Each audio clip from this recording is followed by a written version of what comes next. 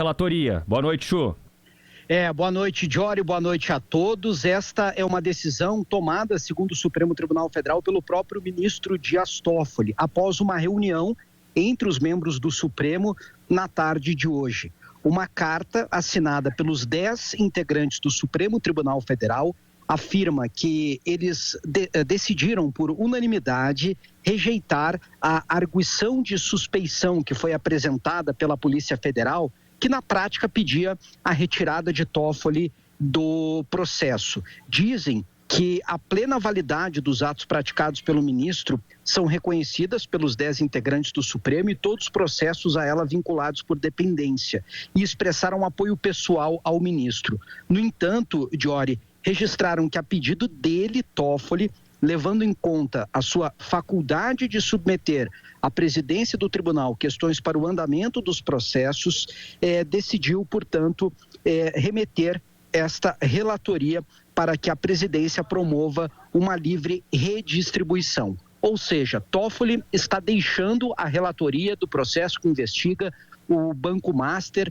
e a sua liquidação que foi decretada pelo Banco Central. Agora, o presidente do Supremo, o ministro Edson Fachin, fará esta redistribuição para definir quem será o novo relator, possivelmente, Jory, por sorteio, como é a prática do Supremo Tribunal Federal. Finaliza esta carta assinada por todos os ministros dizendo o seguinte: a presidência adotará as providências processuais necessárias para a extinção da arguição de suspeição, que é essa apresentada pela Polícia Federal, e para a remessa dos autos ao novo relator.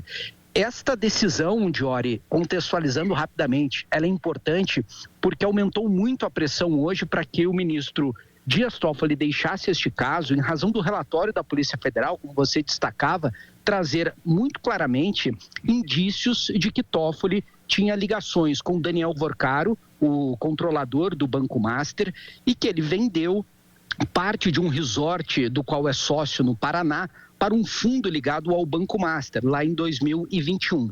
O ministro insistiu ao longo do dia de hoje, emitiu uma nota que não se considerava suspeito por ter vendido ações deste empreendimento do qual é sócio, vinha dizendo isso aos colegas de corte nos últimos dias, diante de uma pressão que aumentava a todo momento contra ele, mas agora, em um acordo com os demais colegas, decidiu, portanto, deixar a relatoria. Isso não foi, Jory, para finalizar, por livre e espontânea vontade, embora esta carta tente demonstrar isso. Foi porque era insustentável a permanência de Toffoli e os demais integrantes do Supremo Tribunal Federal o pressionaram para tomar esta decisão.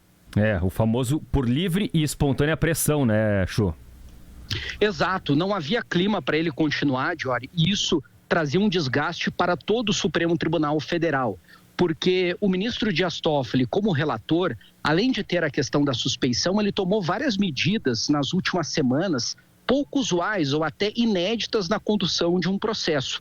Ele tentou acompanhar de muito perto, quase que controlando o trabalho da Polícia Federal na investigação das questões que envolvem o Banco Master. Determinou, por exemplo, quais policiais poderiam acessar as provas, que os documentos precisariam ficar guardados dentro do Supremo Tribunal Federal. Ele determinou uma acariação, ou seja, colocar frente a frente alguns dos principais investigados antes mesmo da Polícia Federal tomar o depoimento deles, o que os investigadores não concordavam. Então foi uma série de questões que foram adotadas por ele nas últimas semanas que colocavam ainda mais suspeição sobre os interesses dele, né, no andamento desta investigação. Hoje à tarde, inclusive, depois de dizer que não era suspeito, Toffoli determinou que a Polícia Federal enviasse todos os documentos e registros dos celulares apreendidos nas operações de Daniel Vorcaro e de outros investigados para o gabinete dele, Dias Toffoli, para que ele tivesse acesso a todas estas provas. Tudo isso, né, aumentava cada vez mais a temperatura e ficou inviável a permanência dele à frente deste processo. Perfeito. Matheus Chu com informações importantes, direto de Brasília. E imagino que não pare por aí, Matheus Chu. Imagino que haverá outros desdobramentos, né, à medida que esse anúncio acontece. Talvez com alguma novidade ainda hoje, talvez nas próximas horas, nesta sexta-feira. Mas o fato é que o clima está fervendo em Brasília. Haverá agora a redistribuição, outro ministro vai assumir a relatoria deste caso. É uma tentativa do Supremo também, né, Diori, de reduzir a pressão contra a instituição, Supremo Tribunal Federal, e também as iniciativas que estavam crescendo cada vez mais no Congresso contra o ministro Dias Toffoli. Já tinha pedido, inclusive, para impeachment do ministro em razão deste caso. Essa pressão vai continuar. Pois é, eu ia te perguntar se existe algum risco em relação a isso, né? Porque ele é saído, entre aspas, agora desse caso, mas eu não acredito que isso vá se estancar por aí, né? Não vai parar a pressão. Na semana que vem, é semana de carnaval, o Congresso não vai funcionar, isso, digamos, ajuda a reduzir um pouco a temperatura, mas depois, com a volta dos deputados e senadores a Brasília, certamente haverá muitos questionamentos sobre as condutas que o ministro Dias Toffoli adotou.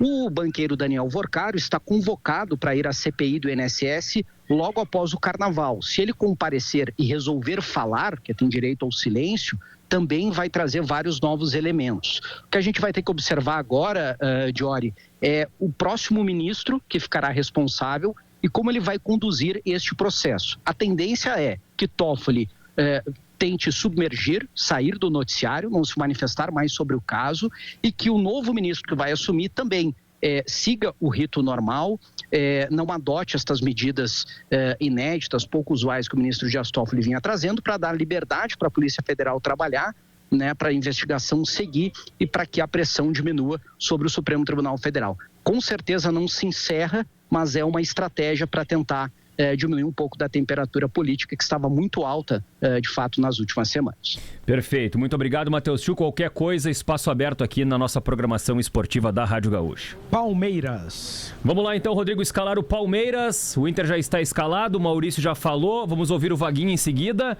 E vamos escalar o Palmeiras, Rodrigo. 1, Carlos Miguel, ex-Inter. 12, Kelvin. 25, Murilo. 15, Gustavo Gomes e 22, Piquerez. 17, Marlon Freitas. 8, Andreas Pereira. 18, Maurício, ex-Inter também. 40, Alan. 9, Vitor Roque. E 42, Flaco Lopes. É o Palmeiras do técnico Abel Ferreira. Bom, Zé Alberto, repete a escalação do Inter. Sem nenhuma surpresa, mas importante reforçar para quem está se ligando agora no pré-jornada.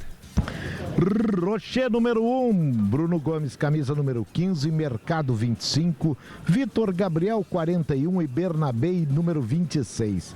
Ronaldo é 16, Paulinho 27, Vitinho é 28, Alan Patrick 10 e Carboneiro 7. Lá na frente, Rafael Borré, camisa número 19. Para o banco de reservas, o técnico pesolano tem Antony, Brian Aguirre, Félix Torres, Thiago Maia, Bruno Henrique, Alan Rodrigues, Bruno Tabata, Vijagra, João Vitor, Alex, Kaique e Alejandro. Vaguinha, tá bom o Inter para enfrentar o Palmeiras? A realidade do Inter é essa, é o time que fez 4 no Grêmio, é o time que empatou com o Flamengo no Maracanã, e a nossa realidade é essa. Claro que eu gostaria de ter um time melhor que esse, né? Mas dentro daquilo que a gente imaginava como grande esperança do Inter na temporada, do Paulo Pesolano organizar o time, potencializar alguns jogadores, isso está acontecendo, e hoje a gente pode dizer, olha, se esse time empatou com o Flamengo no Maracanã, ele pode jogar aqui de igual para igual contra o Palmeiras. O que eu imagino? Paulo Pesolano, como estratégia de jogo, primeiro, ele começa a pensar o time de trás para frente. Como é que a gente se protege? Como é que a gente se defende do Palmeiras? Né? O Maurício pega muito bem, que é um time que se sente muito à vontade jogando fora de casa. Então parte disso. Como é que vai ser a defesa? A gente sabe, é uma linha de 5 que tem o Bruno Gomes atuando como terceiro zagueiro ali, Mercado e Vitor Gabriel, e o Vitinho e o Bernabé baixando, com os dois volantes, o Ronaldo e o Paulinho marcando forte, todo mundo, né, se envolvendo na marcação e fazendo essa pressão quando possível no campo do adversário. Então, parte disso. E depois de uma transição ofensiva, aquilo que o Rodrigo disse, né, que é para matar a jogada.